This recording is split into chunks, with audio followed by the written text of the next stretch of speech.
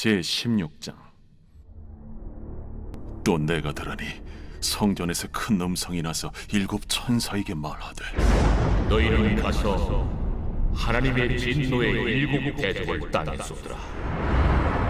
첫째 천사가 가서 그 대접을 땅에 쏟음에 짐승의 표를 받은 사람들과 그 우상에게 경배하는 자들에게 악하고 독한 종기가 나더라.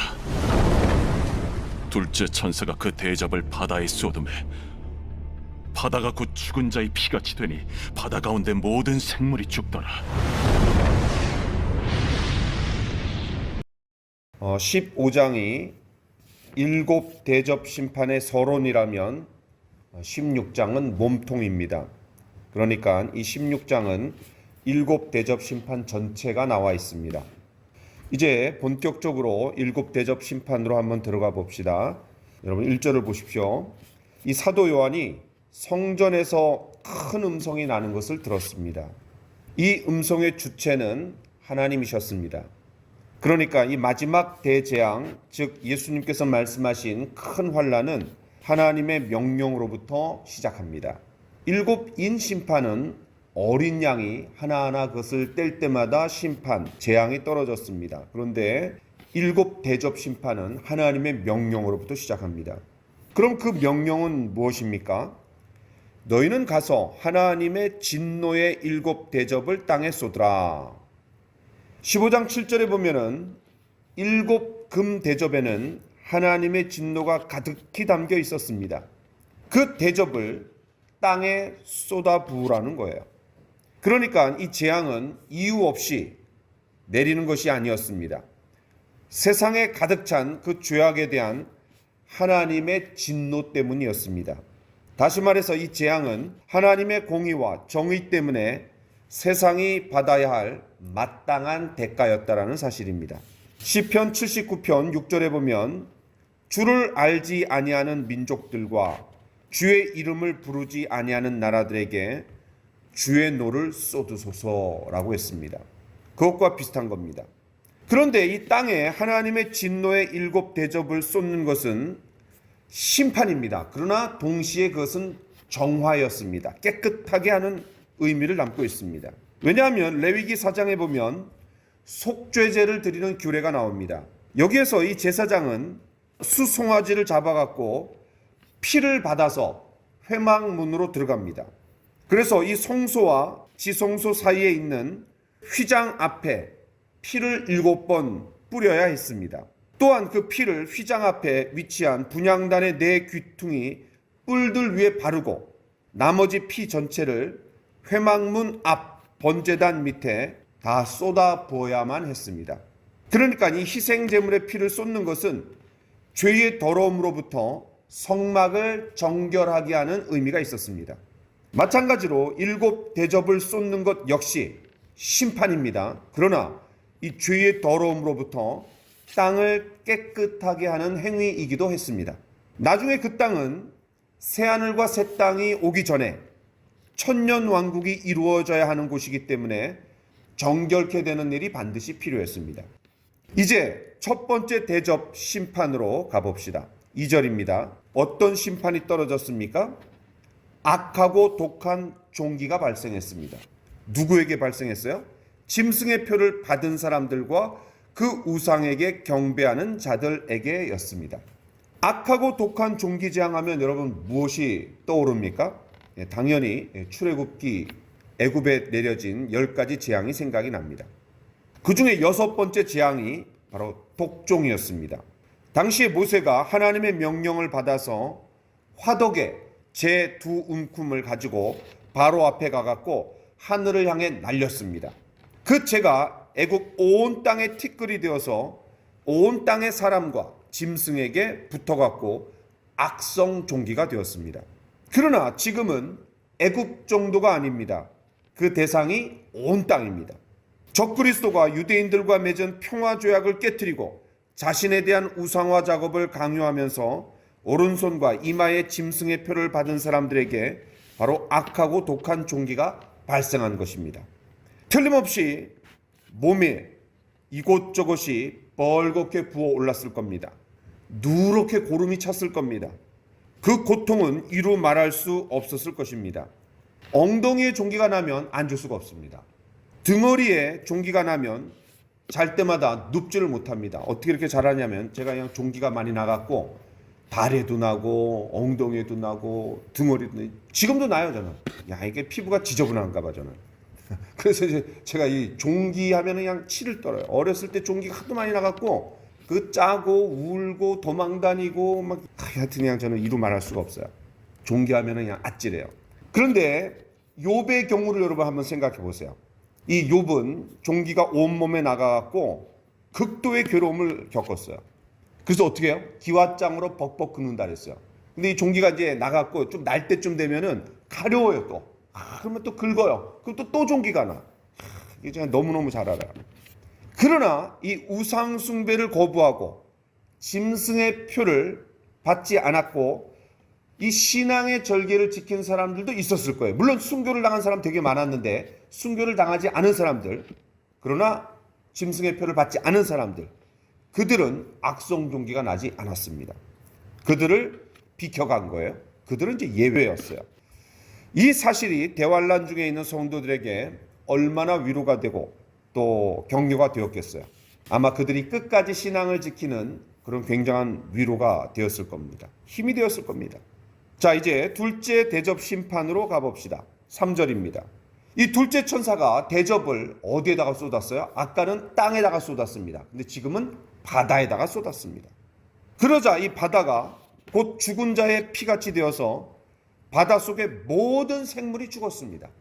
이 첫 번째 대접 심판인 종기재앙은 요한계시록에 처음 등장했지만 이 피재앙은 7 나팔 심판 때도 나왔습니다.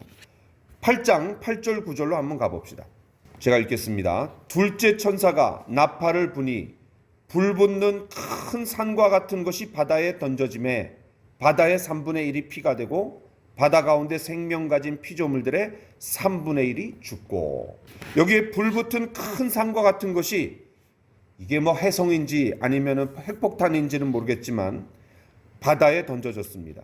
그래서 바다 3분의 1이 피가 되었어요. 그러나 지금은 바다 전체가 그 영향력권이었습니다. 다시 말해서 전체가 피가 된 거예요. 첫 번째 대접 심판이 온 땅이 그 대상이었던 것처럼 이 두 번째 대접 심판의 대상은 바로 온 바다였습니다. 출애굽 당시에는 첫 번째 재앙, 즉 피재앙 때 물고기만 죽었습니다. 또 둘째 나팔 심판 때는 바다 생물 중에 3분의 1만 죽었습니다. 그러나 지금은 어떻게 되었습니까? 바다 가운데 있는 모든 생물이 다 죽었다 그랬어요. 훨씬 더 심각한 상황입니다. 그러니까 이 나팔 심판이 부분적이라면 이 대접 심판은 전체적인 거예요. 그렇습니다. 이 둘째 대접 심판은 핵폭탄 그 이상이었습니다. 그 쏟아진 대접의 내용물이 무엇인지는 잘 모르지만 엄청난 수질 오염을 불러일으켜 갖고 모든 생물을 죽게 만든 것입니다. 이 바다 피조물들의 죽음은 인간들의 죄악 때문에 일어난 사건입니다. 때문에 모든 피조물들이 속히 주님이 재림하실 때가 도래해서 하나님의 아들들이 나타나는 것을 학수고대하는 것은 너무나 당연합니다. 그래서 로마서 8장에 하나님의 아들들이 나타나기를 고대한다 그랬어요. 탄식한다 그랬어요. 자, 그렇다면 바닷속의 생물만 죽었을까요? 그렇지 않습니다. 이것은 사람에게도 직격탄이 되었습니다. 왜냐하면 바다 생물을 의지해서 살아가는 사람들이 얼마나 많습니까?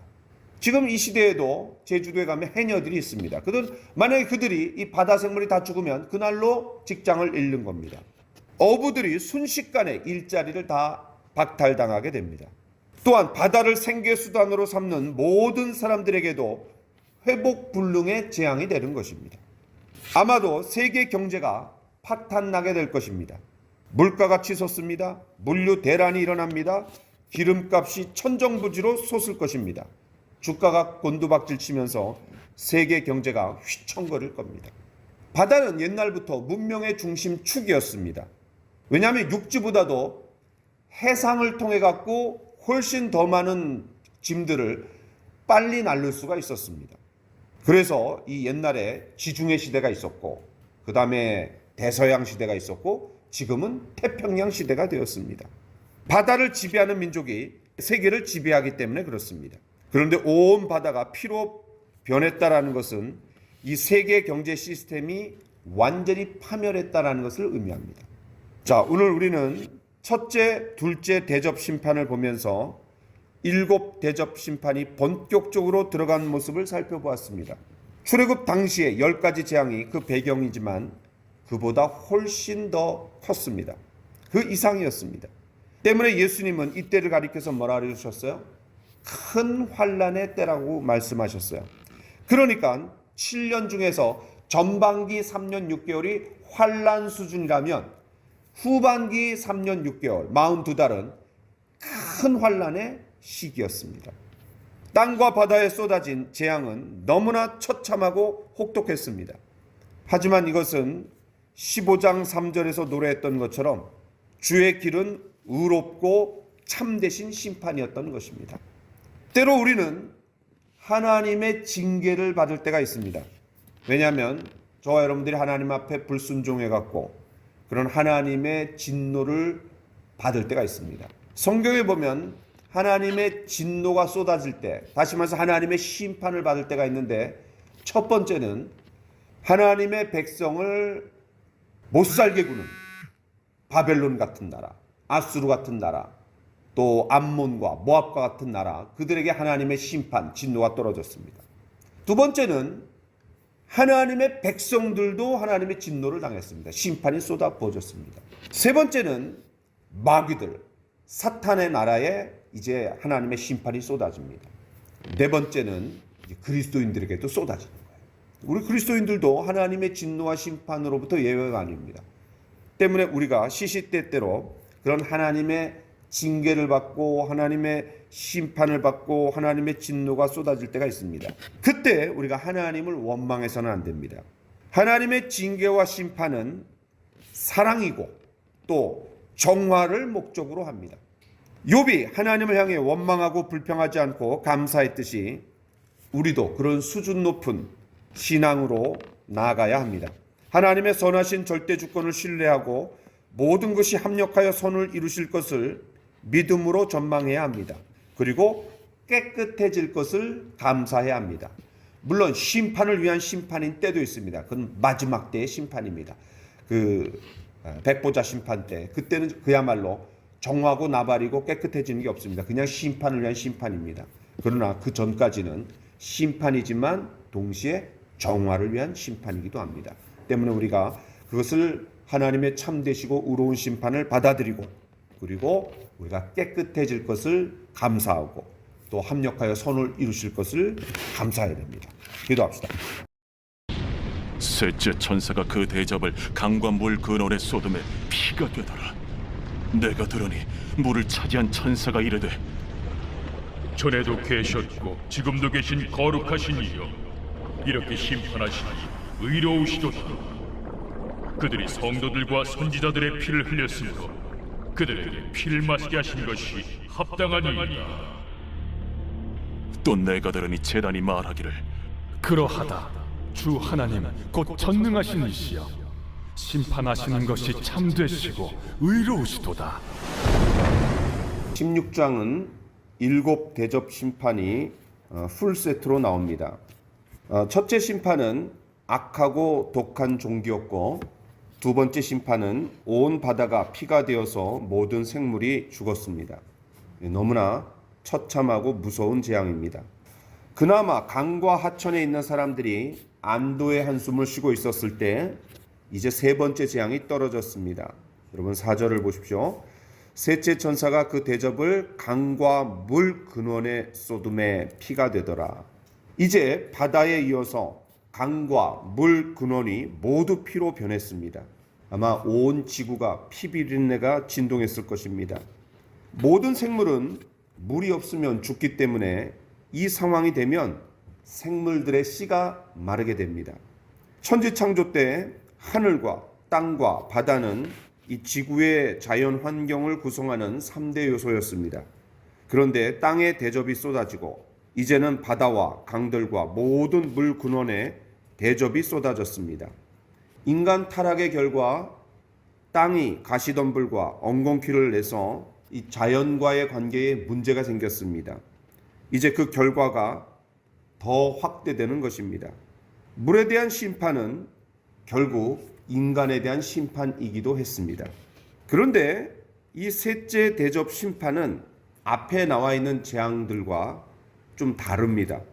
그 재앙 자체만 소개하는 것이 아니라 그 심판과 재앙의 정당성까지 언급하고 있기 때문입니다.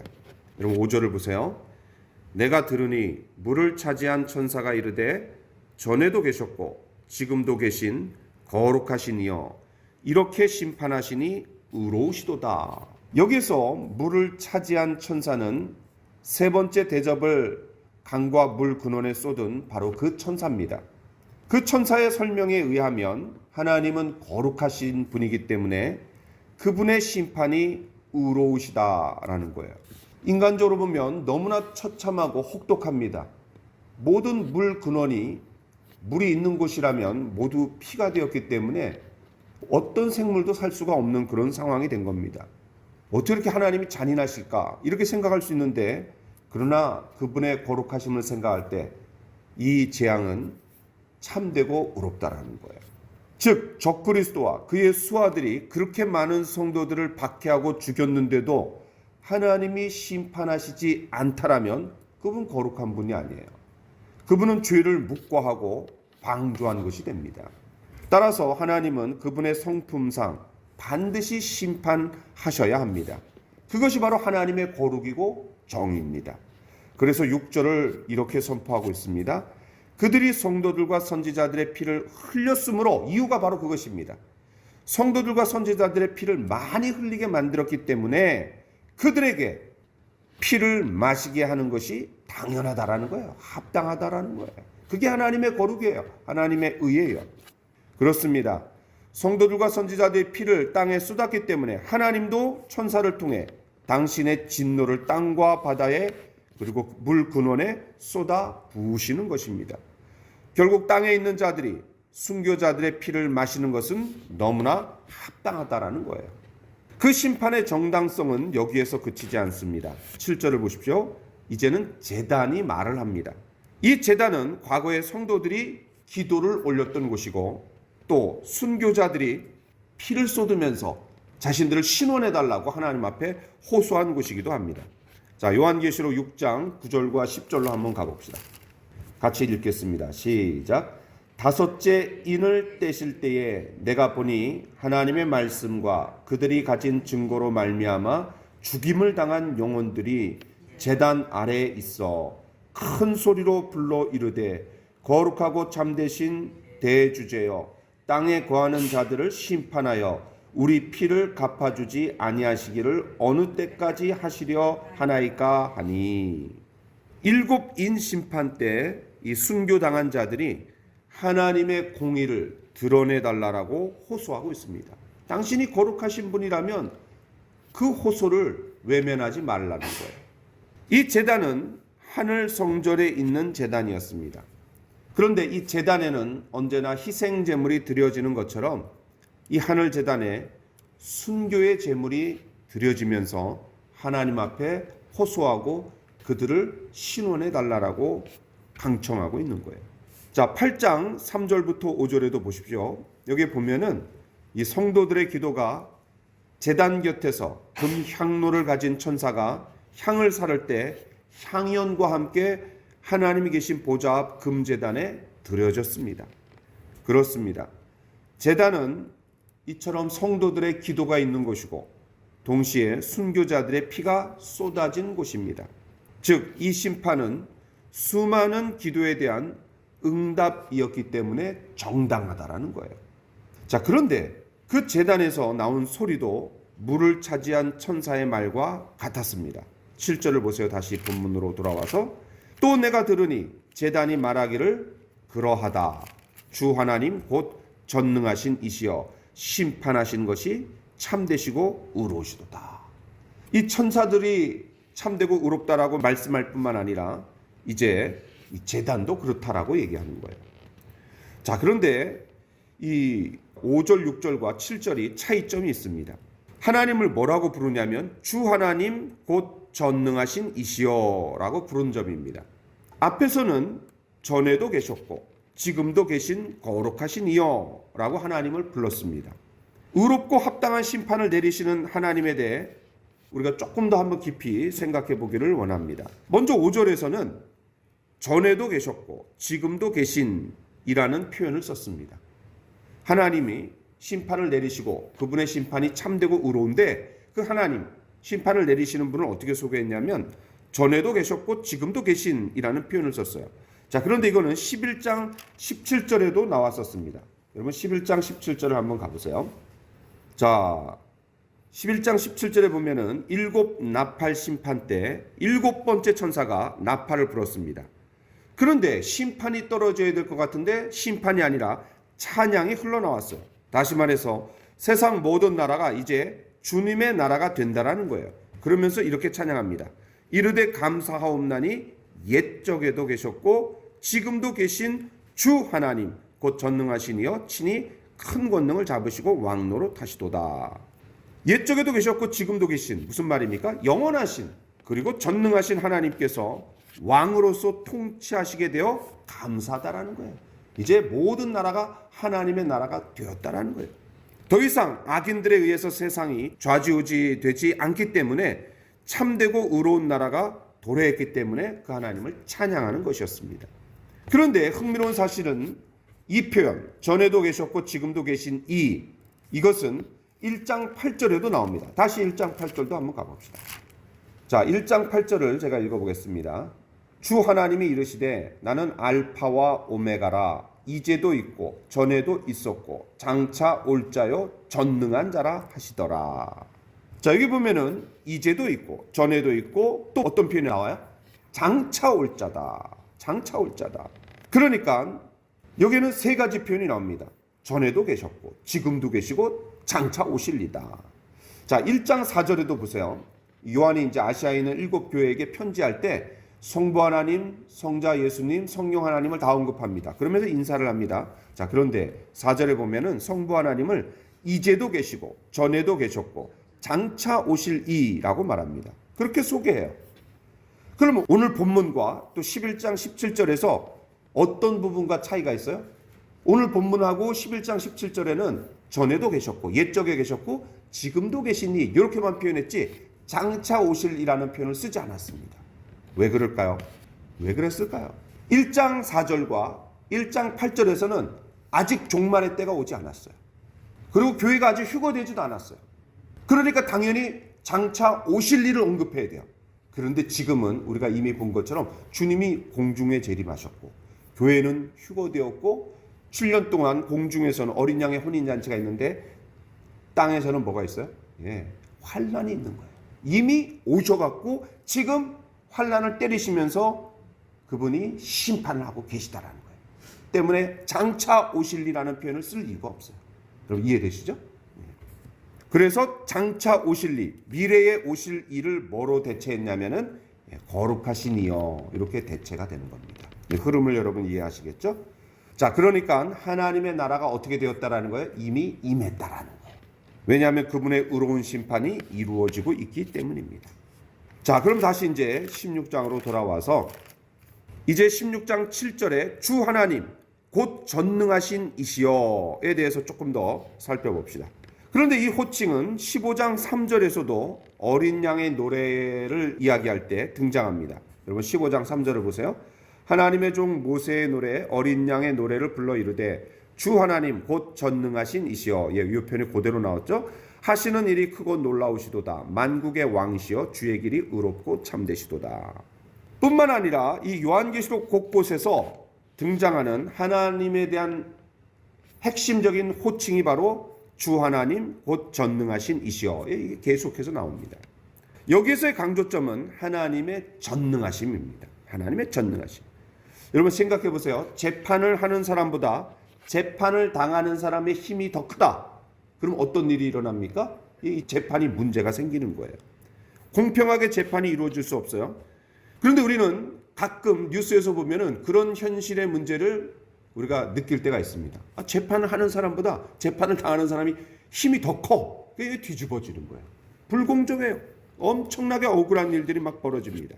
그러나 하나님은 전능하신 분이기 때문에 그 어떤 경우에도 그분의 심판은 참되고 의로울 수밖에 없다라는 것을 뭐를 통해서 강조해요?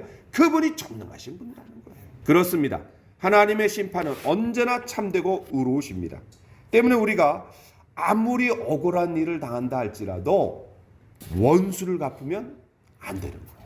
하나님이 그분의 공의 가운데 반드시 원수를 갚아주십니다. 두 가지 때문에 그분은 참되고 의로우신 분이기 때문에, 거룩하신 분이기 때문에, 두 번째는 그분이 전능하시기 때문에 그는 불공평할 수가 없는 거예요. 따라서 우리는 바울이 로마서 12장 19절로 20절에서 말하는 것을 반드시 기억해야 합니다. 제가 한번 읽어보겠습니다. 로마서 12장 19절로 20절. 내 사랑하는 자들아, 너희가 친히 원수를 갚지 말고 하나님의 진노하심에 맡기라. 기록되었으되 원수 갚는 것이 내게 있으니 내가 갚으리라고 주께서 말씀하시니라. 주님이 원수 갚아주신다라는 거예요. 또 주님이 보상해 주신다라는 거예요. 또 이렇게 성경은 얘기합니다. 네 원수가 줄이거든 먹이고 목마르거든 마시게 하라. 오히려 원수가 줄이고 목마르거든 마시게 하래요. 그리고 뭐라고 표현하냐면 그리함으로 네가 숯불을 그 머리에 쌓아 놓으리라. 이 표현 너무나 어려운 표현이에요. 굉장히 난해 구절인데 제가 한번 설명해 보겠습니다. 여기서 그 원수가 줄이거든 마시게 하고 또 먹여라. 그렇게 함으로 네가 숯불을 그 머리에 쌓아 놓으리라. 숯불이 있으니까 그냥 원수가 얼굴이 화끈화끈거리게 만들어라, 뭐 그런 의미인가요? 그런 의미도 돼요. 자, 그런데 한번 조금 더 설명해 보겠습니다. 이 고대 이스라엘 사람들은 요리를 해요. 그러면은 이 화독불을 완전히 끄지 않고 불씨를 남겨뒀어요. 왜 그러냐면 아침에 그 잿더미 속에 있는 불씨를 후 불어갖고 다시 사용하기 위함이었습니다. 그런데 이 화덕의 관리를 제대로 못했거나 불씨를 꺼트린 사람들은 머리 위에 화로를 이고 다른 집에 가갖고 불을 나눠달라고 사정을 해야 했습니다. 불을 얻으러 다니는 것은 동네 사람들 보기에 굉장히 민망하죠. 부끄러운 일이지만 이 가족들이 아침에 밥을 해먹기 위해서는 어쩔 수 없는 일이었습니다. 자, 그런데 이 원수의 집에 불씨가 꺼진 거예요. 하지만 이 집 저 집에서 거절을 당한다라면 이제 이 사람은 사정이 달라집니다. 결국 절박한 나머지 원수지간인 사람들에게 불씨를 얻으러 가야 합니다. 내 편에서는 이 원수에게 복수할 기회가 왔습니다. 불씨를 안 주면 끝이에요. 그 밥 못 먹는 거예요. 그런데 원수에게 문을 열어주지 않고 돌려보내면 끝이지만, 그러나 하나님께서 그 상황에서 뭐라고 말씀하시는 거예요? 원수를 거절하지 말고 머리에 익어온 화로에다가 숯불을 담아주라는 거예요. 그리하면 하나님이 어떻게 해주시겠다라는 거예요? 보상해 주시겠다라는 거예요. 보상해 주시겠다. 또 내가 손해본 게 있어요. 그런 손해본 것까지도 하나님께서 보상해 주시겠다라는 거예요. 그렇습니다. 우리가 원수 갚을 이유가 없습니다. 하나님의 진노하심에 맡길 때 하나님께서 그것을 갚아주시고 응징하신다라는 거예요. 물론 내 때에 그런 일이 안 일어날 수도 있어요. 억울해요. 그러나 하나님께서 거룩하시고 의로우신 분이기 때문에 다 기억하시고 그 말과 행위에 대해서 반드시 원수를 갚으시고 그것을 나에게 되갚아 주신다라는 거예요. 보상해 주시겠다라는 거예요. 기도하겠습니다. 넷째 천사가 그 대접을 해 소돔에 해가 권세를 받아 불로 사람들을 태우니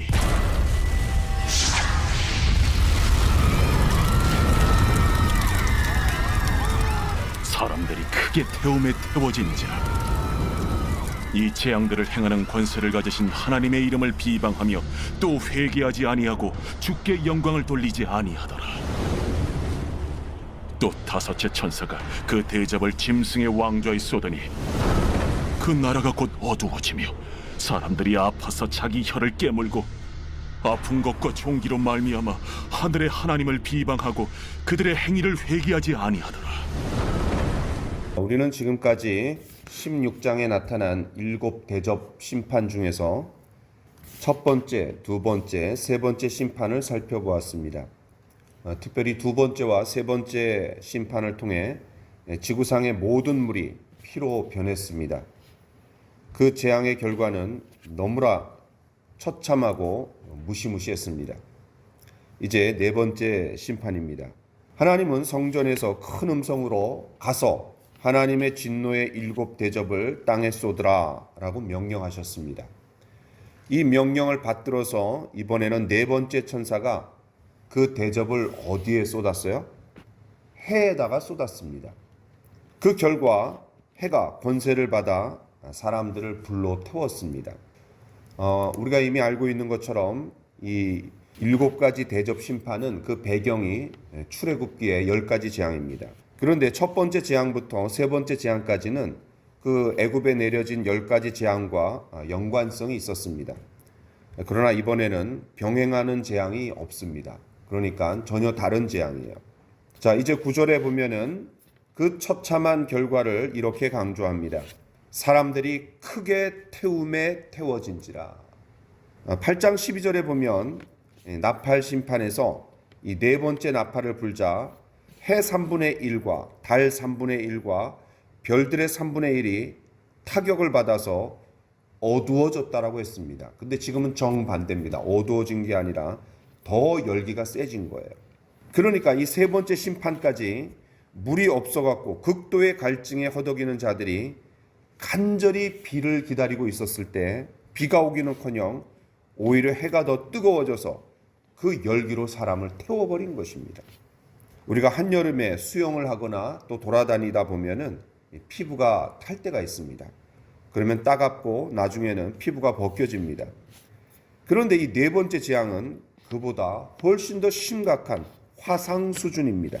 여러분, 사람이 당하는 고통 중에 화상보다 더 심하고 아프고 고통스러운 게 없다라고 합니다. 그런데 이 불은 요한계시록에서 가장 기본적인 심판의 도구로 사용됩니다. 심판주로 오시는 예수님의 눈을 불꽃 같다라고 표현했습니다. 또 7째 인 심판 때는 이 제단의 불이 땅에 쏟아졌다라고 했습니다. 그리고 나팔 심판 때는 첫 번째, 두 번째, 세 번째 그 심판 때 불과 연관된 재앙이었습니다. 11장에 나오는 두 짐승은 입에서 불이 나와갖고 원수들을 살라버렸다라고 했습니다. 또 큰 성 바벨론, 이제 18장에 나오는데 그 큰 성 바벨론도 결국은 불로 소멸이 됩니다. 그리고 최종적으로는 우리가 잘 알고 있듯이 하나님의 원수들, 마귀와 그 마귀를 쫓았던 사람들이 불과 유황으로 타는 못에 쳐넣어져서 영원히 고통을 당하게 됩니다. 이처럼 불심판은 요한계시록에서 굉장히 핵심적인 재앙입니다. 그런데 이제 오래전부터 과학자들은 이 태양 표면이 불시에 대규모로 폭발할 가능성이 있다라면서 우려를 표현해 왔습니다. 아마도 이 재앙이 그때인 것 같습니다. 사실 지금도 지구 온난화 문제는 계속 가속화되고 있습니다. 지구가 계속 뜨거워져 가는 거예요. 근데 아무리 온난화가 이루어진다 하더라도 이 네 번째 재앙에 비하면 아마 봄날 수준일 것입니다. 그처럼 이 열기가 가득 차갖고 사람들이 그냥 태워버리는 거예요. 우리는 보통 이처럼 무서운 재앙을 당하면 죄인들이 자복하고 회개할 거라고 생각을 합니다. 그러나 실상은 정반대였습니다. 9절을 보십시오. 사람들이 회개하고 주께 영광을 돌리기는커녕 이 재앙들을 행하는 권세를 가지신 하나님의 이름을 어떻게 했어요? 비방했습니다. 그들은 오히려 더 마음이 강팍해져서 하나님을 모독했던 것입니다. 출애굽 당시 바로가 10가지 재앙을 목도하고서도 더 마음이 강팍해졌고, 예수님 당시 그렇게 많은 기적을 보고도 종교 지도자들이 예수님을 십자가에 못 박은 것을 보면 이 죄인의 문제는 고난을 당할 때 회개하기보다는 오히려 마음의 빗장을 더 꼭 걸어 잠그고 강팍해진다는 사실을 우리는 알 수 있습니다. 도대체 이들은 어떤 작자들입니까? 2절에 언급된 대로 그들은 짐승의 표를 받은 사람들과 그 우상에게 경배하는 자들이었습니다. 땅에 내려진 악하고 독한 종기, 그리고 바다와 강과 모든 물 근원이 피로 변하고 강력한 태양빛에 의해 살갗이 새카맣게 타들어가는 상황 속에서도 이 죄인들의 마음은 좀처럼 누그러지지 않았던 것입니다. 하나님이 구절처럼 말씀하시는 이유가 무엇입니까? 만일 그들이 요나에 의해서 니느웨 성과 같이 왕으로부터 시작해서 모든 사람이 죄를 뒤집어 쓰고 굵은 베옷을 입으며 하나님께 자복하면 어떻게 주시겠다라는 거예요? 용서해 주시겠다라는 거예요. 하나님의 마음을 돌이키시겠다라는 거예요. 진노의 마음을 거두어 들이시겠다라는 거예요. 돌이킬 기회를, 두 번째 기회를 주시겠다라는 거예요. 그것이 바로 하나님 아버지의 마음입니다. 요엘 2장에 보면 그런 하나님의 마음이 잘 나타나 있습니다. 2장 11절에 요엘 선지자가 이렇게 선포합니다. 여호와의 날이 크고 심히 두렵도다. 누가 당할 자가 있겠느냐. 그러니까 어느 누구도 하나님의 두려운 심판의 날을 피할 수가 없다라는 거예요. 그런데 그 다음 구절에서, 바로 다음 구절에서 놀라운 반전이 나옵니다. 제가 읽어보겠습니다. 요엘 2장 12절로 14절입니다. 여호와의 말씀에 너희는 이제라도 금식하며 울며 애통하고 마음을 다하여 내게로 돌아오라 하셨나니 너희는 옷을 찢지 말고 마음을 찢고 너희 하나님 여호와께로 돌아올지니라. 그는 은혜로우시며 자비로우시며 노하기를 더디하시며 인내가 크시사 뜻을 돌이켜 재앙을 내리지 아니하시나니 주께서 혹시 마음과 뜻을 돌이키시고 그 뒤에 복을 내리사 너희 하나님 여호와께 소제와 전제를 드리게 하지 아니하실지 누가 알겠느냐. 마음을 찢고 하나님 앞에 자복하며 애통하는 마음으로 나올 때 하나님께서 그들을 돌이키시고 그리고 긍휼을 베풀어 주시겠다라는 거예요. 이것이 바로 하나님이 죄인을 향한 마음입니다. 회개하고 돌아오는 자들을 언제나 긍휼로 맞아 주시겠다라는 것입니다. 그러나 그들은 회개하기는커녕 오히려 하나님의 이름을 모독하고 비방했던 것입니다. 심판을 받아도 회개하지 않는 모습은 곧 이어진 다섯 번째 재앙에서도 마찬가지였습니다. 그러니까 네 번째 재앙과 다섯 번째 재앙에 그들이 회개하지 않는 것에 대한 하나님 아버지의 안타까운 마음이 담겨져 있는 것입니다. 여러분 10절과 11절을 보십시오. 이제 다섯 번째 천사는 그 대접을 어디에다가 쏟습니까? 짐승의 왕좌에다가 쏟았습니다. 여기서 짐승은 누굽니까? 적그리스도입니다. 13장에서 나온 것처럼 뿔이 여리오 머리가 7인, 물론 이것은 다니엘 7장을 배경으로 두고 있습니다. 적그리스도입니다. 그러니까 하나님께서 이 적그리스도를 직접 심판하시는 거예요.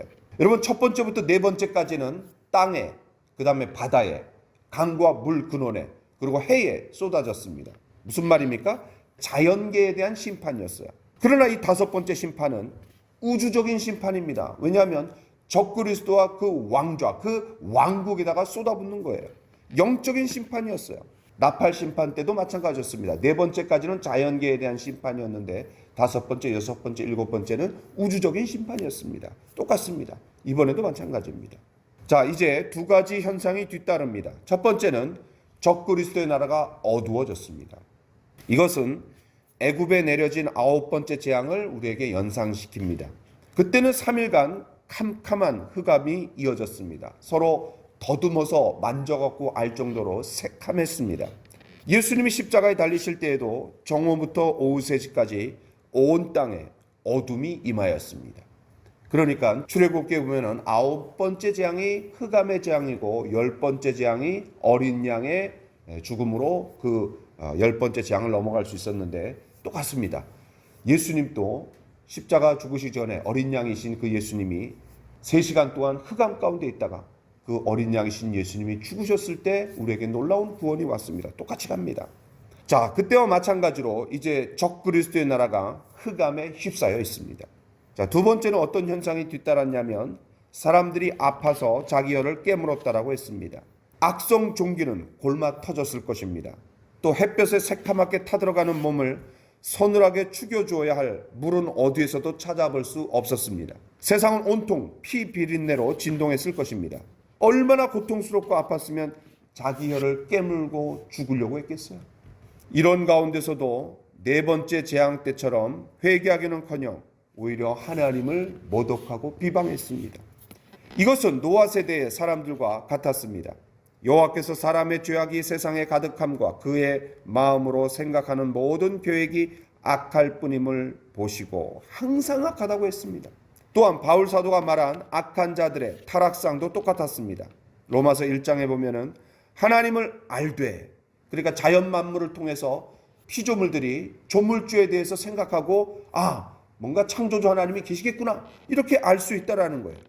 그러면은 그 영광을 하나님께 돌려야 되는데 뭐라고 말하고 있냐면 하나님을 알되 하나님을 영화롭게도 아니하며 감사하지도 아니하고 오히려 그 생각이 허망하여지며 이는 그들이 하나님의 진리를 거짓 것으로 바꾸어 피조물을 조물주보다 더 경배하고 섬김이라. 결국은 그들에게 하나님이 주신 진리, 다시 말해서 조물주가 있겠구나, 이런 진리를 어떻게 바꿔버리는 거예요? 조물주보다 피조물을 더 섬기는 거예요. 해를 섬기고 산을 섬기고 짐승을 섬기고 달을 섬기고 그랬다라는 것이에요. 오늘 우리는 주인들의 상태가 얼마나 심각한지를 보게 됩니다. 그들은 스스로 자각할 힘이 없습니다. 스스로 돌이킬 수가 없습니다. 누가 필요합니까? 성령께서 강력하게 책망해 주시지 않고서는 그들은 죄인임을 스스로 깨달을 수 없다라는 것입니다. 성령의 역사만이 강팍한 마음을 깨트리고 하나님께 나오게 만들 수 있다라는 거예요. 우리에게 이런 성령의 역사가 있었기 때문에 죄를 깨닫고 예수 그리스도를 필요로 하는 사람들이 되었습니다. 우리 주변에 이런 영혼들이 계속해서 우리가 붕어빵을 주고 또 문을 두드리고 주님께 초청해도 그들이 돌이키지 않는 이유가 뭡니까? 그들이 스스로 이것을 깨달을 수가 없다라는 사실입니다. 우리 주변에 있는 이런 영혼들, 우리가 눈물을 뿌려가면서 계속해서 씨를 뿌리고 있는 우리의 친족들, 가족들, 우리 주변에 있는 지인들, 이들에게 성령의 역사가 임하도록 성령께서 회개할 수 있는 마음을 주시도록 우리가 기도하는 오늘 이 시간이 되기를 바랍니다. 기도합시다. 또 여섯째 천사가 그 대접을 큰 강 유브라데에 쏟음에 강물이 말라서 동방에서 오는 왕들의 길이 예비되었더라. 또 내가 보매 개구리 같은 새 더러운 영이 용의 입과 짐승의 입과 거짓 선지자 입에서 나오니 그들은 귀신의 영이라. 이적을 행하여 온 천하 왕들에게 가서 하나님 곧 전능하신 이의 큰 날에 있을 전쟁을 위하여 그들을 모으더라. 보라, 내가 도둑같이 오리니 누구든지 깨어 자기 옷을 지켜 벌거벗고 다니지 아니하며 자기의 부끄러움을 보이지 아니하는 자는 복이 있도다. 새 영이 히브리어로 아마겟돈이라 하는 곳으로 왕들을 모으더라. 16장은 마지막 재앙인 7 나팔 심판의 내용을 담고 있습니다. 첫 번째부터 네 번째 심판은 자연계를 향해서 대접을 쏟아 부었습니다. 땅에 쏟아부으니까 악하고 독한 종기가 나왔고, 두 번째와 세 번째는 바다와 강과 물 근원에 피가 생겼습니다. 네 번째는 강력한 해 열기에 그런 재앙이 발생했습니다. 다섯 번째 심판부터는 분위기가 바뀝니다. 앞에는 자연계에 대한 심판이라면 이제는 영적인 재앙입니다. 그리고 우주적인 재앙의 모습을 띠고 있습니다. 왜냐하면 이 대접을 짐승의 왕좌, 즉 적그리스도의 나라에 부은 것입니다. 이제 짐승이라고 하면 우리는 다 압니다. 왜냐하면 앞에 바다에서 올라온 짐승이 적그리스도라는 것을 이미 보았습니다. 얼마나 고통스러웠는지 사람들이 자기의 혀를 깨물었다라고 했습니다. 그러나 그런 상황 가운데서도 하나님께 엎드려 회개하기보다는 오히려 하나님을 비방하고 모독하기까지 했습니다. 마음이 더 강팍해진 겁니다. 자, 이제 우리가 여섯째 대접 심판으로 들어가 봅시다. 이 부분은 굉장히 중요합니다. 왜냐하면 우리가 요한계시록을 얘기할 때 아주 중요하게 언급하는 아마겟돈 전쟁이 나옵니다. 드디어 이제 아마겟돈 전쟁이 나와요. 자, 12절을 보세요. 여섯째 천사가 그 대접을 어디에다가 쏟아부었습니까? 큰 강 유브라데에다가 쏟았습니다. 여러분, 유브라데는 메소포타미아 문명을 일으킨 티그리스강, 유프라테스강 그 지역을 말합니다. 메소포타미아 문명, 메소포타미아라는 말 자체가 두 강 사이에라는 뜻입니다. 두 강이 어디예요? 티그리스강, 유프라테스강입니다. 그러니까 이스라엘의 북쪽 아수르와 바벨론 제국이 살고 있던 지역이 바로 그 지역입니다. 지금으로 치면은 이라크 지역이에요. 그런데 이 유브라데는 이스라엘과도 굉장히 연관성이 있습니다. 창세기 15장에 보면은 하나님께서 아브라함에게 큰 민족을 이루어 주시겠다고 약속하신 이후에 그 경계를 북쪽으로는 유브라데, 남쪽으로는 애굽강이라 그랬어요. 그러니까 북쪽에 있는 민족이 이스라엘을 치러 오려면은 어디를 건너야 돼요? 북쪽으로 치면은 유브라데를 건너야 되는 겁니다. 이 국방의 경계선이에요. 국가의 경계선. 자, 그런데 이 유브라데는 여섯째 나팔 심판 때도 이미 언급된 적이 있습니다. 여러분 요한계시록 9장 13절로 한번 가봅시다. 공교롭게도 지금도 유브라데가 나오는 게 여섯째 대접 심판이에요. 근데 이 부분도 여섯째 나팔 심판 때입니다. 여섯째요.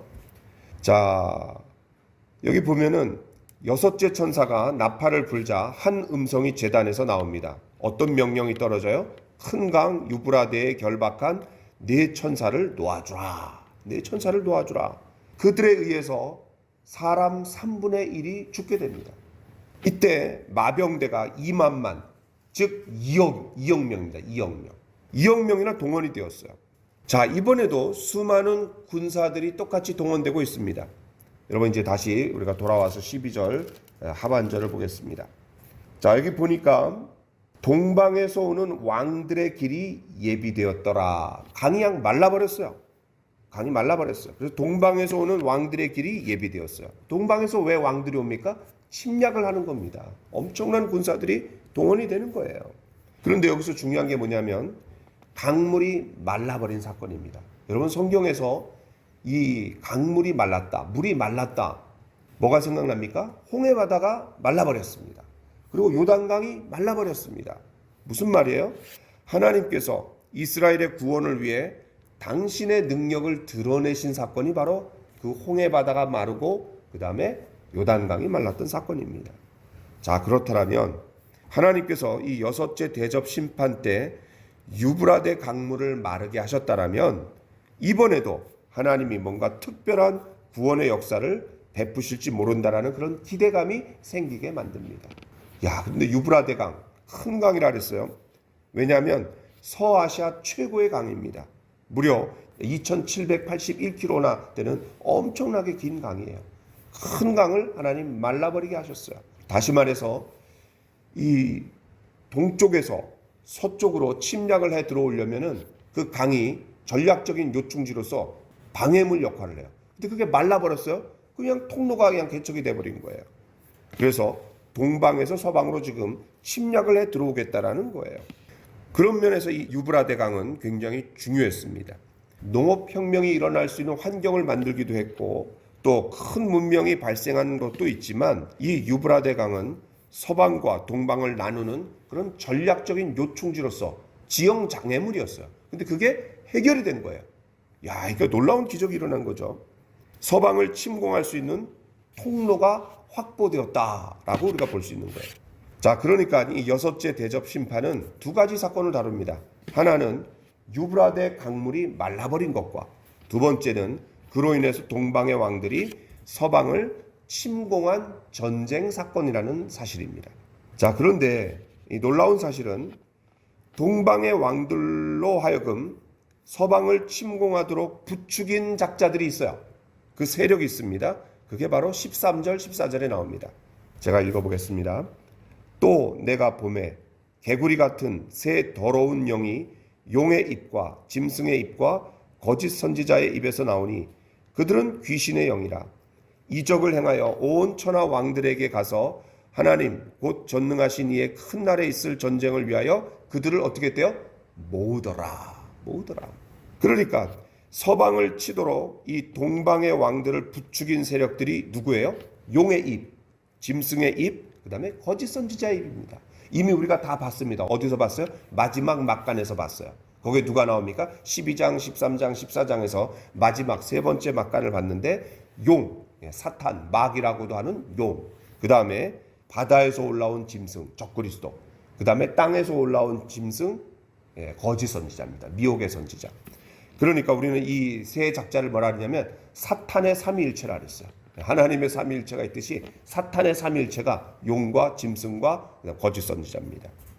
이 세 작자들은 뭐라고 불렀냐면 개구리 같은 새 더러운 영이라 그랬어요. 여러분 예수님께서 마귀를 내쫓으실 때 야 이 더러운 영아 이렇게 말씀하셨어요. 그러니까 더러운 영이라는 거는 그냥 악한 작자들이에요. 그 다음에 레위기 11장에 보면은 이스라엘 백성들이 먹어야 할 음식과 먹지 말아야 할 음식이 나와 있습니다. 그런데 지느러미가 없고 비늘이 없는 것들은 부정하다 그랬어요. 근데 개구리가 부정한. 또 이 개구리가 언제 등장합니까? 출애굽 당시에 두 번째 재앙. 그렇죠? 개구리가 그냥 뭐 침실로 들어오고 부엌으로 들어오고 막 나중에 쌓았더니 냄새가 나고. 그 당시에 이 개구리는 신이었습니다. 왜냐하면 다산의 신이에요. 다산의 신. 악한 영이에요. 자, 어쨌든 이 악의 삼위일체가 만국을 미혹해갖고 꼬드겨갖고 결국은 전쟁을 일으킨 겁니다. 동방의 왕들 입장에서는 기적이 일어나갖고 야 이런 천우신조가 있나, 우리를 도와주는 이런 놀라운 하늘의 기적이 있나 이렇게 생각했지만 실제로는 배후에 뭐가 역사하고 있었어요? 악령이 역사하고 있었어요. 그러니까 우리가 이런 걸 보면은요, 전쟁이 일어났다, 그 배후에 악령이 역사할 가능성도 있다라는 걸 우리가 알 수 있습니다. 자, 서방을 칠 수 있는 좋은 도움처럼 보였지만 실제로는 그 배후에 악한 사탄 마귀의 미혹에 넘어간 결과였다라는 것을 우리가 보게 됩니다. 사탄은 기만적인 그런 기적과 이적을 동원해서 이 세상의 통치자들과 그들의 군대를 전쟁을 위해서 모은 것이에요. 그런데 이 전쟁을 뭐라 그랬어요? 하나님 곧 전능하신 이의 큰 날에 있을 전쟁이라고 말합니다. 무슨 말이에요? 하나님이 개입하시는 전쟁이라는 거예요. 하나님이 개입하시는 전쟁. 그러니까 승리는 누구에게 있는 거예요? 하나님께 있는 거예요. 결과적으로 하나님께 있다는 거예요. 자, 그러면 그 모은 곳이 어디였습니까? 바로 16절에 보면은 아마겟돈입니다. 아마겟돈. 야, 여기서 아마겟돈이 나와갖고 영화로도 아마겟돈이라는 영화가 나오고 또 요한계시록의 가장 대표적인 표현 중에 하나가 아마겟돈입니다. 그러니까 사람들이 아마겟돈 하면 굉장히 두려운 마음을 갖게 돼요. 왜냐하면 마지막 전쟁이잖아요. 이 아마겟돈은 히브리어로 읽으면은 하르마겟돈입니다. 하르마겟돈. 근데 하르라는 거는 산이란 뜻이에요. 그럼 무슨 말이에요? 마겟돈 산이란 뜻이에요. 그런데 팔레스타인에 이런 산이 전혀 없습니다. 그래서 이 학자들이 이것을 어떻게 이제 읽냐면은 마겟돈을 무깃도라고 읽습니다. 무깃도. 무깃도는 성경에 나오는 지역이에요. 사사기 5장에 보면은 드보라라는 여자 선지자 사사가 나오죠. 그 다음에 바락이 나옵니다. 그래서 미디안을 깨부시는 그런 내용이 나와요. 가나안 족속을 싸워서 이긴 곳이 바로 무깃도이고 또 요시야 왕이 전쟁을 하다가 죽은 곳이 무깃도입니다. 무깃도. 이스라엘 북쪽에 이스르엘 평지가 있는데 그 지역을 이제 무깃도라 그래요. 그러니까 그만큼 전쟁이 자주 일어났던 평원 지역이 어디냐면 이 무깃도입니다. 바로 이곳에 하나님을 대적한 천하의 왕들이 모여서 전쟁을 일으키는 거예요. 그 동방에서 온 왕들이 누구랑 전쟁을 하겠어요? 당연히 이스라엘하고 전쟁을 하는 거예요. 그런데 그 전쟁을 하나님 곧 전능하신 이의 큰 날에 있을 전쟁이라고 했습니다. 하나님이 개입하시는, 하나님이 승리하시는 전쟁이라는 거예요. 이거는 이제 나중에 19장에 다시 나옵니다. 19장에. 그러니까 주님이 재림하실 때 공중에서 어린 양의 혼인잔치가 있고 지상에서는 7년 대환란이 있는데 지금 이 아마겟돈 6번째 대재앙은 마지막 대접심판이잖아요. 7년 대환란의 거의 끝부분입니다. 그래서 주님이 지상에 재림하시는 거예요. 근데 지상에 재림하시기 전에 어떤 일이 일어나요? 바로 아마겟돈 전쟁이 일어나는 거예요. 동방에서 온 사람들이 그 다음에 이스라엘과 전쟁이 붙어요. 거기서 이스라엘이 대패합니다. 자, 어쨌든 건 나중에 깊이 다루도록 하고 바로 이 아마겟돈 전쟁 이후에 뭐가 이루어집니까? 천년왕국이 이루어지는 겁니다. 천년왕국이 이루어져요. 자, 이 전쟁은 7년 대환란의 끝자락, 즉 예수님이 재림하실 때 일어나는 사건이기 때문에 성경에서 종말의 때와 아주 밀접하게 연관성을 가지고 있습니다. 그래서 15절에 우리에게 아주 익숙한 표현이 나옵니다. 뭐죠? 보라, 내가 뭐같이 오리니? 도둑같이 오리니. 예, 도둑같이 오리니. 신약 성경에서 자주 언급합니다. 다시 말해서 이 성경은 예수님의 재림, 즉 종말이 도둑같이 온다라고 경고했습니다. 예고 없이 갑자기 온다라는 거죠. 자, 그때가 오기 전에 우리가 해야 할 일이 무엇입니까? 여기에 바로 15절, 바로 요한계시록에 나오는 7개의 복이 있는데 그 중에 하나가 바로 여기 나옵니다. 뭐예요? 죄의 옷을 벗고 그리스도의 의의 옷으로 덧입고 있어야 한다는 사실입니다. 이것을 요한계시록 19장 8절에서는 뭐라 하느냐면 어린 양의 혼인잔치가 되었을 때 빛나고 깨끗한 세마포 옷을 신부가 입어야 된다. 이렇게 얘기하고 있어요. 그렇지 않으면 어떻게 돼요? 부끄러움을 당하게 됩니다. 왜냐하면 벌거벗은 것처럼 수치와 심판으로 자신의 실체가 드러나기 때문에 그렇습니다. 우리가 벌거벗은 몸으로 예수님, 신랑 되신 예수님을 맞을 수가 없기 때문입니다. 결혼식 때 신부가 하얀 드레스를 입듯이 어린 양의 혼인잔치 때 귀한 혼인 예식을 위해서 우리가 하얀 세마포 옷을 입고 신랑 되신 예수님을 기다리는 것이야말로 가장 큰 복 중에 하나입니다. 이 복이 저와 여러분들에게 이미 예비되어 있습니다. 기도합시다. 일곱째 천사가 그 대접을 공중에 쏟음에 큰 음성이 성전에서 보좌로부터 나서 이르되 되었다. 번개와 음성들과 우레소리가 있고 또 큰 지진이 있어 얼마나 큰지 사람이 땅에 있어 온 이래로 이같이 큰 지진이 없었더라. 큰 성이 세 갈래로 갈라지고 만국의 성들도 무너지니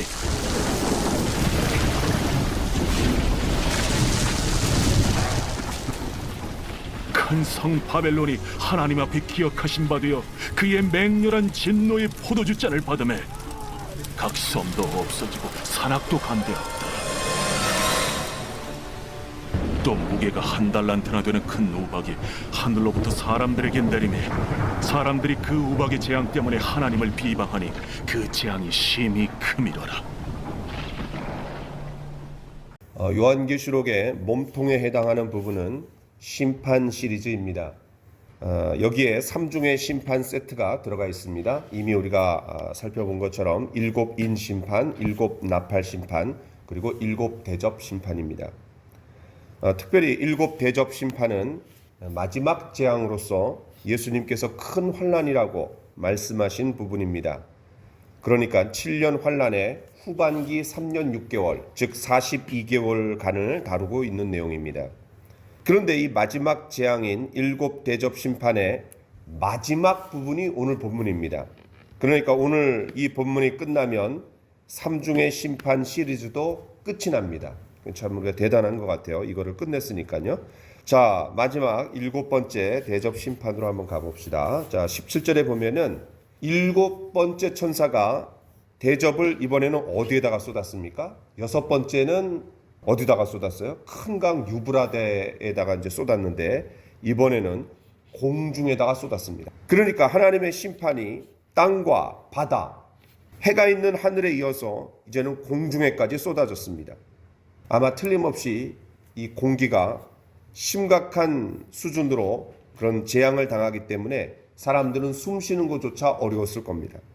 게다가 이 공중은 성경에서 어떤 존재들이 있는 곳입니까? 악한 영들이 있는 곳입니다. 그래서 에베소서 2장 2절을 보면은 그때의 너희는 그 가운데서 행하여 이 세상 풍조를 따르고 공중의 권세 잡은 자를 따랐으니 곧 지금 불순종의 아들들 가운데서 역사하는 영이라. 그렇습니다. 악한 영들이 존재하는 곳입니다. 이렇게 공중에 대접이 쏟아지자 큰 음성이 성전에서 보좌로부터 나왔습니다. 그 음성이 뭡니까? 되었다. 이 음성은 너무나 간단합니다. 그러나 그 의미는 심오했습니다. 왜냐하면 예수님께서 십자가상에서 다 이루었다라고 말씀하신 적이 있는데 이것은 인간의 죄값을 다 치르셨다라는 의미였습니다. 마찬가지로 여기에서 되었다라는 음성은 7번째 대접 심판으로 3중의 심판 세트를 다 끝내시겠다라는 선언입니다. 그렇게 심판이 끝나면 끝입니까? 그렇지 않습니다. 새로운 세상이 다시 펼쳐질 것이다 라는 선언이기도 했습니다. 이렇게 하나님께서 되었다라고 선언하시자 어떤 반응이 일어났습니까? 여러분 18절을 보세요. 하나님의 임재의 상징인 번개와 음성과 우레소리와 큰 지진이 뒤따랐습니다. 그런데 이 지진이 얼마나 컸던지 지금까지 있었던 것들 중에 가장 컸다라고 말합니다. 그러니까 지축을 뒤흔드는 대격변이 일어나고 있는 것입니다. 과거에 동일본 지진이 발생하자 일본 열도가 엿가락처럼 휘어졌던 것을 우리는 기억합니다. 마찬가지로 18절에서 이 발생한 큰 지진으로 인해서 그 여파는 굉장히 심각한 수준이었습니다. 자, 먼저 19절을 한번 봅시다. 큰 성이 세 갈래로 갈라지고, 여기서 큰 성은 바벨론이에요. 만국의 성들도 무너지니 큰 성 바벨론이 하나님 앞에 기억하신 바 되어 그의 맹렬한 진노의 포도주 잔을 받음에, 그 지진이 얼마나 컸던지 큰 성 바벨론이 세 갈래로 갈라졌습니다. 또한 만국의 성들도 무너졌습니다. 특별히 하나님이 바벨론을 기억하신다고 했는데 왜 기억하십니까? 그분이 전지하신 분이세요. 또 바벨론의 악행을 심판하시기 위해서는 반드시 그들의 악행을 기억하신 바 되어야 합니다. 나중에 우리가 이제 불신자들이 백보자 심판을 당할 때도 그들의 말과 행위에 대해서 하나님이 다 기록해 놓으신 것을 기억하시고 드러내 주신다고 했어요. 그렇습니다. 그들의 악행을 심판하시기 위해서 기억하시는 겁니다. 결국 바벨론은 하나님의 맹렬히 타는 진노의 포도주 잔을 받게 될 것입니다. 자, 이제 이 바벨론의 패망에 대해서는 18장에서 자세히 다루고 있기 때문에 그때 우리가 살펴보려고 합니다. 자, 이번에 이제 20절을 봅시다. 그 반응입니다. 각 섬도 없어지고 산악도 간데 없더라. 그러니까 각 섬들과 산악도 없어진다라는 것입니다. 그러니까 하나님의 창조의 작품인 이 세상이 사단과 죄인들에 의해서 완전히 망가지고 더러워지는 것을 이렇게 표현하고 있습니다. 완전히 갈기갈기 그냥 찢어지는 거예요. 이제 이 세상은 흉물로 바뀌었습니다. 다시 말해서 새하늘과 새 땅으로 교체되지 않으면 안 될 지경이 되고 말았던 것입니다.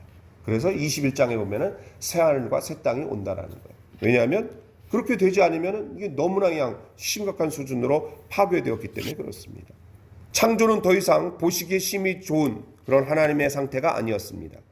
이제 낡은 옷을 벗어버리고 새 옷으로 갈아입어야 할 때가 된 것입니다. 자, 이처럼 큰 지진의 여파는 대단했습니다. 이제 21절에 보면은 엎친 데 덮친 격으로 하늘에서 뭐가 떨어져요? 큰 우박이 떨어졌습니다. 그런데 그 무게가 무려 1달란트나 되었습니다. 성경 나눠주에 보니까 1달란트는 약 60kg입니다. 지구상에 지금까지 떨어진 최악의 우박이 뭐였냐면 1986년 4월 14일에 방글라데시에 1kg 정도의 우박이 떨어져 갖고 사람들 92명이 죽었습니다. 그런데 이번에는 그보다 60배나 무거운 우박이 하늘에서 떨어졌습니다. 땅은 엿가락처럼 휘어졌고 또 하늘에서는 60kg이나 되는 우박이 우두둑 떨어졌으니 완전히 그냥 생지옥이 따로 없는 거예요. 아비규환이었을 것입니다. 그러니 예수님께서 창세로부터 지금까지 이런 환란이 없었고 후에도 없으리라 라고 말씀하신 부분이 바로 7년 환란 기간 중에 후반기 3년 6개월을 따로 떼갖고 그렇게 말씀하신 것입니다. 어처구니 없는 것은 이런 재앙 앞에서도 하나님 앞에 엎드리고 회개하지 않았다라는 사실입니다. 오히려 우박의 큰 재앙 때문에 하나님을 비방했습니다. 그들은 우박은 보면서도 우박 뒤에 담겨져 있는 하나님의 메시지는 듣지 못했던 것입니다. 자, 그런데 우리가 살펴볼 한 가지 흥미로운 사실이 있습니다. 그게 뭐냐면 이 삼중의 심판 세트가 끝날 때마다 언제나 동일한 현상이 반복되었다라는 사실입니다. 자, 우리 일곱 인 심판의 마지막인 8장 1절로 한번 가보겠습니다. 8장은 이제 일곱 인 심판이 끝나는 부분입니다. 8장 1절에 보면 일곱째 인을 떼자 어떤 일이 벌어집니까? 5절에 보니까 천사가 향로를 가지고 제단에 불을 담아다가 땅에 쏟음에 우레와 음성과 번개와 지진이 나더라. 자, 그 다음 일곱째 나팔로 한번 가봅시다. 자, 일곱 나팔 심판이 끝나는 부분이 11장 15절입니다.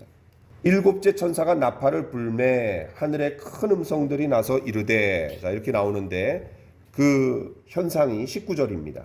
같이 한번 읽어봅시다. 시작. 이에 하늘에 있는 하나님의 성전이 열리니 성전 안에 하나님의 언약궤가 보이며 또 번개와 음성들과 우레와 지진과 큰 우박이 있더라. 일곱 인 심판이든 일곱 나팔 심판이든 언제나 마지막엔 일곱 대접 심판에서처럼 번개와 우레와 그리고 음성과 지진과 우박 등이 거의 공통적으로 등장했다라는 사실입니다. 그런데 조금 차이가 있습니다.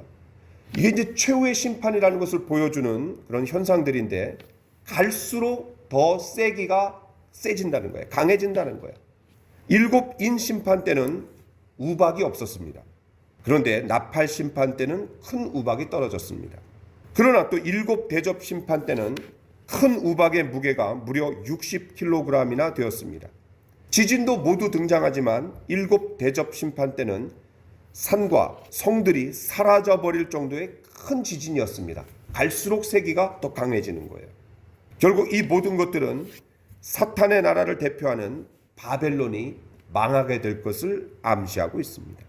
이 세상 나라가 허망하게 무너질 것을 분명히 알기에 우리는 이 땅에 소망을 두지 않고 살아갈 수 있습니다. 무엇을 소망을 두고 살아가야 돼요? 위의 것을 바라보며 하늘 소망 가운데 살아야 합니다. 일시적인 것이 아니라 영원한 것, 하나님과 하나님의 말씀과 영혼을 위해서 살아가는 것이야말로 가장 지혜롭고 또 가장 확실한